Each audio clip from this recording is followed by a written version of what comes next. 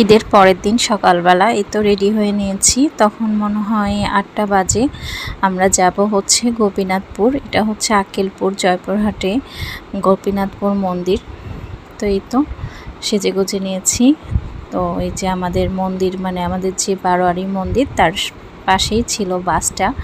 আর এরকম প্রতি বছরই ঈদের ছুটিতে আমাদের কোথাও না কোথাও যাওয়া হয়, বিশেষ করে কোনো না কোনো মন্দিরে যাওয়া হয়। তো এই তো মানে আমাদের শ্বশুরবাড়ির সবাই, আরও 2-1 জন ছিল বাহিরের। তো এই তো বাসে উঠে নিয়েছি। অনেক সুন্দর একটা জার্নি, খুব একটা গরম ছিল না, মোটামুটি।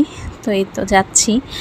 আর দেখেন সবাই বাসের মধ্যে মানে যে যেরকম সুবিধা মতন জায়গায় বসেছে। তো এই তো যেতে বেশি সময় লাগেনি, তারপরে প্রায় 1-1.5-2 ঘন্টা মতন লাগছে। তো এই তো যাচ্ছি। তো ঈদের পরের দিন কেন ঘোরা হচ্ছে, কারণ সেদিন ভিড় কম থাকে। তো আমরা চলে আসছি গোপীনাথপুর মন্দিরে। এটা মন্দিরের সামনেটা। আর সামনে এরকম অনেকগুলো দোকান আছে, পূজার জিনিস পাওয়া যায়। আর এখানকার মূল যে ভোগটা, সেটা হচ্ছে ওই যে সাদা বাতাসা বা কদমা টাইপের। তো এই তো মন্দিরের ভিতরে ঢুকেই দেখি রথ। আর এখানে সবাই যে মোমবাতি জ্বালাইছে, আর এই যে হরিনাম কীর্তন হচ্ছে। তো আমরাও এক পাক করে দিয়েছি। তো তারপরে বাবার দর্শন করব, মানে গোপীনাথের। তো এই তো মন্দিরে চন্দ্রমিত্র দিচ্ছে। তো এই যে সবাই দর্শন করেন গোপীনাথের দর্শন। তো এরপরে আমরা আমার ফ্রেন্ডের বাড়ি গেছিলাম। আমরা একসাথে বিয়ে করছি, তোর বাড়ির মন্দিরে এটা।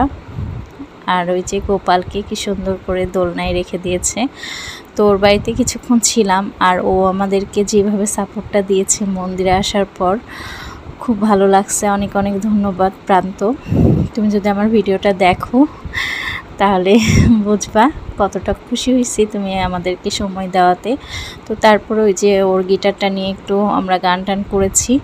এখন দুপুরবেলা সবাই প্রসাদ পাওয়ার জন্য বসে গেছে, যারা ভক্তবিন্দু ছিল। আর এই যে আমার ফ্রেন্ডটা, ওই যে আমরা যে ভোগটা দিয়েছিলাম সেটা নিয়ে যাচ্ছে। মানে আমরা আলাদা করেই প্রসাদ পাইছি। আর প্রসাদের আইটেমগুলো সব কিছুই মজার ছিল। আর ওখানে প্রসাদের জন্য মানে টাকা নেয় না, যে যেরকম পারে দেয়, বা এমনি প্রসাদ পাই। তো ওই তো প্রসাদ পেয়ে তারপর আমরা এই যে 12 শিবালয় মন্দিরে আসছি। এখানে কিছুক্ষণ